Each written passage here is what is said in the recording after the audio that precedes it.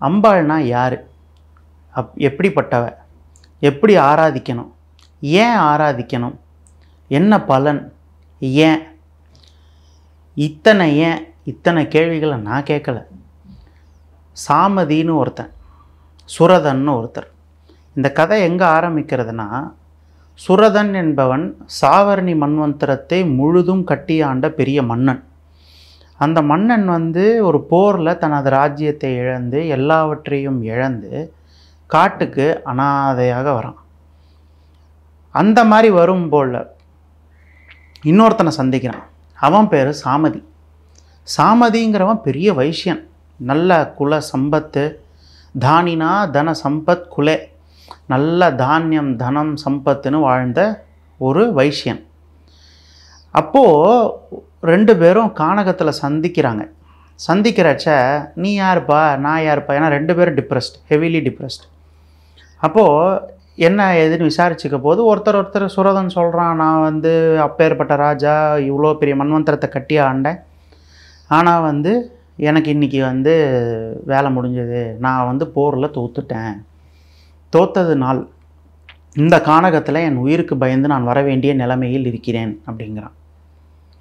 சாமதி சொல்கிறான், நீ போரில் தோத்த பெரிய ராஜா, ஆனால் நான் என் குடும்பத்துக்கிட்டேயே தோத்துட்டேன். பணம் இல்லைங்கிற ஒரே காரணத்துக்காக, இன்றைக்கி நான் வியாபாரத்தில் நஷ்டமானன்ற ஒரே காரணத்துக்காக என்னை எல்லாருமே புறக்கணிச்சிட்டா, அதனால் துக்கம் தாங்காத நான் இந்த இடத்துக்கு வந்திருக்கேன் அப்படின்னு சொல்கிறான்.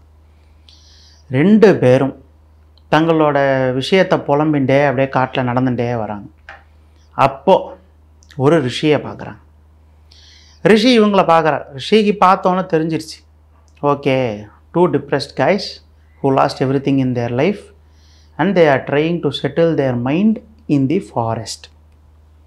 எப்படி செட்டில் அதெல்லாம் தெரியாது. ரிஷியை பார்த்தோன்னா ரெண்டு பேரும் சாஷ்டாங்கமாக காலில் விழுறாங்க. விழுந்து, ரிஷியே, மாமுனியே, நாங்கள் எல்லாத்தையும் இழந்துட்டோம், எல்லா பிரச்சனையும் எங்களுக்கு பயங்கர ப்ராப்ளம் ஆயிடுச்சு, இந்த ப்ராப்ளம்லேருந்து நாங்கள் எப்படி வெளியே வருது அப்படின்னு கேட்குறாரு. அப்போ ரிஷி சொல்கிறாரு, நான் எனதுங்கிற அகந்தை யாருக்கு தான் இல்லை, என்னோடதை இழந்துட்டேன், எந்த நான் பார்த்தேன், எனக்காக வாழ்கிறேன், இப்படிலாம் வாழ்ந்து ஏதோ பண்ணி ஏதோ சொதப்பிட்டீங்க, இன்றைக்கி இந்த இடத்துக்கும் வந்தாச்சு, சரி அப்படின்னு சொல்லிட்டு தேவியை உபாசனை பண்ணு, உனக்கு ஒரு நல்ல விமோச்சனம் கிடைக்கும் அப்படின்னு அந்த ரிஷி சொல்கிறார். ரெண்டு பேரும் இப்படி தலையை சுரிகிறார். யார் தேவி, யார் அது, ஏன் உபாசனை பண்ணணும், என்ன காரணம் அப்படிங்கிற. ரிஷி சிரிச்சுண்டார்.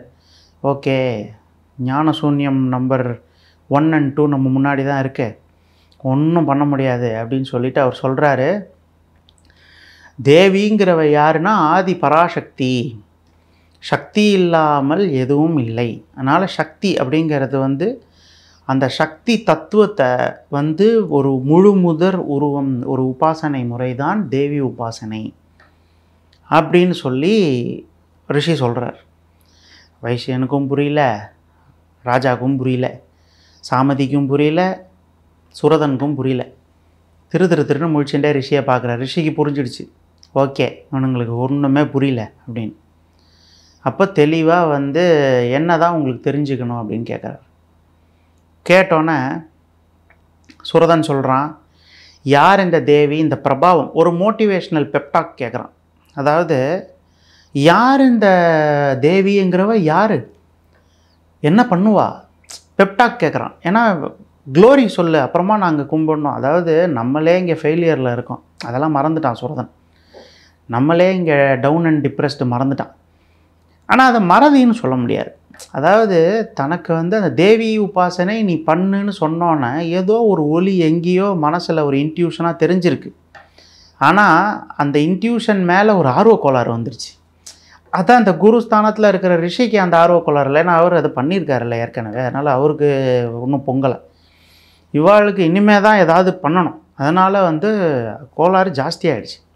யார் என்ன ஏது, என்ன உபாசனை, எப்படி இது ஏதாவது இதுவா அதுவா தந்திரமா அதுவா மந்திரமா யந்திரமா, என்ன விஷயம் அப்படிங்கிறான். உனக்கு பிரபாவம் தானே வேணும், பிரபாவம் நான் சொல்கிறேன் அப்படின்னு சொல்லி ரிஷி ஆரம்பிக்கிறார். ஒரு காலகட்டத்தில் விஷ்ணு வந்து சயனத்தில் படுத்துன்னு இருக்கார். இப்படி எங்கே பார்க்கடலில் படுத்துன்னு இருக்கிறச்ச தெளிவாக செம்ம சயனம், நல்ல சயனம், சூப்பர் சயனம். நல்ல தூக்கத்தில் காதிலிருந்து 2 அசுரர்கள், நல்ல தூக்கத்தில் காதிலேருந்து 2 அசுரர்கள். எப்பயுமே நம்ம தூங்கி எழுந்தோன்னா கண்ணில் காதிலெல்லாம் அழுக்கு சேர்றது உறுதி. அந்த அழுக்கிலிருந்து இந்த 2 அசுரர்கள் வந்ததா ஐதீகம். மது கைடபன்னு பேர். இந்த மது கைடபன் அப்படிங்கிற அந்த அசுரர்கள் 2 பேர் உத்பவமாகி ஒரே அட்டுழியம். தேவர்களெல்லாம் அடித்து ஓட விட்டாச்சு சொர்க்கத்துலேருந்து. எங்கே ஓடுவா? நேராக வைகுண்டத்துக்கு வந்தாச்சு. வைகுண்டத்துக்கு வந்துட்டு இந்த மாதிரி பரமாத்மனே பரபிரம்மே அப்படின்னு நிற்கிறாங்க. எங்கே நிற்கிறாங்க? விஷ்ணு முன்னாடி நின்றுட்டுருக்கிறவ வந்து பார்க்கணும்ல விஷ்ணு. அவர் தான் சயனத்தில் இருக்கார். அவருக்கு மது கைடபன் உண்டானதே தெரியாது. அவர் சயனத்தில் உருவான, அதாவது அச்சராதி தூம்ராதி மார்க்கம்னு 2 இருக்குது. தூம்ராதினா இருட்டு. விஷ்ணு தூங்கின்னு தானே இருந்தார். ஏன் வந்து அசுரர்கள் வரும்னா, விஷ்ணு வந்து சகசராட்சம் சகசரசீரிஷம் விஸ்வாட்சம் விஸ்வசம்பவம். அவரோட ஹிரண்ய கர்ப்பத்தில் தான் விஸ்வங்கள், அதாவது உலகமே சம்பவிக்கிறது. அப்போ அவரோட தூக்கன்றது வந்து தூம்ராதி மார்க்கங்கள், அதாவது இந்த மாதிரி ஸ்மோக்கி டார்க் மார்க்கங்களுக்கெல்லாம் வந்து ஒரு பவர் ஏறிடுச்சு அந்த டைமில். அப்போ அந்த அசுரர்கள் தானாக அப்படி வெளியே வராங்க. அந்த அசுரர்கள் பவர்ஃபுல்லாக இருந்ததுக்கும் இவர் தாங்க, நம்ம ஹீரோ தான் காரணம், விஷ்ணு. அப்போது இவர் தானே சம்ஹாரம் பண்ணணும். தேவர்கள் எல்லாம் எழுப்ப பார்க்குறாங்க. எங்கே எழுந்துக்கிறது? வாய்ப்பே கிடையாது. ஏன்னா விஷ்ணுவை எழுப்பணுன்ற 2 அசுரர்கள், அவரோட தூம்ராதி வைப்ஸில் இருந்து தான் அசுரர்கள் உருவானதே அவருக்கு தெரியல. இதில் அவர்கிட்ட போயிட்டு நம்ம எழுப்பிடுவோம் அப்படின்னா யாரை எழுப்புறது? அப்போ தான் தேவர்களெல்லாம் கூடி வேண்டிக்கிறாங்க. யாரை வேண்டுவா? மகாமாயா மகாநித்ரான்னு பேர். மகாமாயா மகாநித்ரா கிட்ட ராத்திரிர் ஸ்வரூபமாக நீ இருக்கியேம்மா, இந்த அளவு தூக்கத்தை கொடுத்து இவரை இப்படி படுக்க வச்சிருக்கியே, நீ விலகிக்கோயேன் கொஞ்சம். நீ உன்னோட ராத்திரி ஸ்வரூபத்தையும் உன்னோட தூம்ராதி அந்த வைப்ஸையும் நீ கொஞ்சம் எடுத்துட்டனாக்க அப்போ தான் ஏதாவது நடக்கும். அப்போனா தான் இவரால் எந்திரிக்க முடியும். இவர் எழுந்துண்டு வந்தால் தான் மது கைடவர்கள் ஏதாவது பண்ண முடியும் அப்படின்னு சொல்லி வேண்டிக்கிறாங்க எல்லாரும். மகாமாயே மகாநித்ரே சர்வ ஜன பசு மன சக்ஷு, எல்லார் மனசையும் மறைக்கக்கூடியவ நீ. அப்படிப்பட்டவளான நீ வந்து இவரை இப்படி சயனம் படுத்தாத, கொஞ்சம் நீ விலகின்றனா தான் எங்களுக்கு அனுகிரகம். நீ உன் திரஸ்கரணத்தை நிறுத்திக்கணும், அப்போனா தான் அனுகிரகம் நாங்கள் வாங்கிக்க முடியும் அப்படின்னு வேண்டிக்கிற. அப்போ உடனே மகாமாயா என்ன பண்ணுறா? தனியாக மகாமாயா பிரத்யக்ஷ சம்பவா, விஷ்ணுவை விட்டு விலகி இப்படி வந்து நிற்கிறா. நம்ம முன்னாடி வந்து நின்றுண்டு, தேவர்களே உங்களது கோரிக்கைகளுக்கு எனது ஆசீர்வாதங்கள்னு சொல்லிட்டு அவன் மறைஞ்சிடுறான். ஏன்னா 5 தொழில் இருக்குது: சிருஷ்டி, ஸ்திதி, சம்ஹாரம். இதுதான் எல்லாரும் கேள்விப்படுறது. படைப்பு, காத்தல், அழித்தல் 3. இன்னொரு 2 இருக்குது. என்ன தெரியுமா? அனுகிரகம், திரஸ்கரணம்னு பேர். மறைப்பது மாயை, அனுகிரகம் கொடுப்பது, இதுவும் அவ தொழில் தான். அப்போ திரஸ்கரணமும் அங்கே நடந்திருக்கு. அங்கே நடந்ததுனால தான் அனுகிரகம் தடைபட்டு போச்சு. அப்போ இப்போ அவளே அந்த அனுகிரகத்தையும் கொடுத்துட்டு போகிறாள். அவங்க கோரிக்கை எனக்கு தெரியும், என் திரஸ்கரணத்தால் ஏதோ பிரச்சனை வந்துருச்சுன்னு தெரியும், அனுகிரகத்தையும் நான் இப்போயே கொடுத்துட்டு போகிறேன் அப்படின்னு. அப்போ விஷ்ணு எந்திரிச்சிடுறாரு. எந்திரிச்சோன்னே எல்லாரும் நல்லா தூங்கி நீங்கள் போங்க, ஃபுல்லாக ஆஃப் அப்படின்னு சொல்லி நல்லா வந்து சொன்னோன்னே விஷ்ணு வந்து கதை எல்லாம் ஆர்மர்ஸ்லாம் போட்டுட்டு கிளம்பிட்டார் சண்டைக்கு கிளம்பி ஓடி போய் இமீடியட்லி டமால் டிமில் மது கைடபர்கள் டூ ஸ்ட்ராங்கு. ஏன்னா இவர் நம்மால் இப்போ தான் எந்திரிச்சு வந்திருக்காரு, அவர் அவ்வளோ ஸ்ட்ரென்த் இல்லை போல இருக்குது. அப்போது அவ்வளவு வந்து ஒரு ஒரு ஒரு பிரச்சனையில் சண்டை போட்டுன்னே இருக்கார். ரொம்ப களைப்பாயிடுது. அவனுங்க கொஞ்சம் கூட they are not leaning back to back அந்த ஒரு ஃபோர்ஸில் அடிக்கிறாங்க. விஷ்ணுவுக்கு ஒரு கட்டத்துக்கு மேலே என்னடா இது அப்படின்னு இருக்குது. இவர் என்ன பண்ணிடுறாரு? விஷ்ணு சாமர்த்தியமாச்சே, ஹீஸ் இன்டெலிஜென்ட். படுத்துட்டே பிரபஞ்சத்தை கைக்குள்ளே வச்சுக்கிறதுங்கிறது சாதாரணமாக? இவர் என்ன பண்ணிடுறாரு? டக்குன்னு கதையை கீழே போட்டுறாரு. மது கைடவர்களுக்கு ஒன்றும் புரியல, என்னடா இவன் அப்படின்னு. டக்குன்னு விஷ்ணு மண்டிக்கிட்டுறாரு. மண்டிட்டு காப்பாற்றுங்க அப்படின்ற. என்னடா இவன் சண்டை போட வந்தவன் காப்பாற்றுங்கன்றானே, எனக்கு ஒரு வாரம் கொடுங்க, நீங்கள் தான் பெரிய ஆள் அப்படின்ற. அப்படியா? சரி கேளு, என்ன வரும்? உங்களை சம்ஹரிக்கிற ஒரு வரம் கொடுங்கன்னு கேட்டுறான். உங்களை போட்டு தள்ள நீ ஏன் ஆசீர்வாதம் பண்ணுன்றான். அடப்பாவி இப்படி வார்த்தை கேட்டானேன்னு சொல்லி அவங்க என்ன பண்ணுறது தெரியாமல் அந்த வரத்தையும் கொடுத்து சண்டை போட்டு மடிஞ்சிட்டான். விஷ்ணு சம்ஹாரம் பண்ணியாச்சு, முடிஞ்சது. இந்த சம்ஹாரம் பண்ணி முடிஞ்ச இந்த கதை தான் சண்டி பாராயணம் என்று சொல்லக்கூடிய தேவி மகாத்மியம் என்று சொல்லக்கூடிய துர்கா சப்தசதியோட முதல் கட்டம்.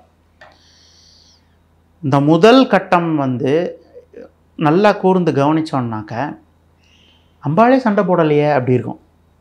அம்பாளே சண்டை போடலையே, விஷ்ணு தானே சண்டை போட்டார். விஷ்ணு சண்டை போட்டார், மது கைடபர் அழிஞ்சார். இதில் மது கைடப வித்ராவினின்னு அம்பாளுக்கு எதுக்கு பேர் அப்படின்னு.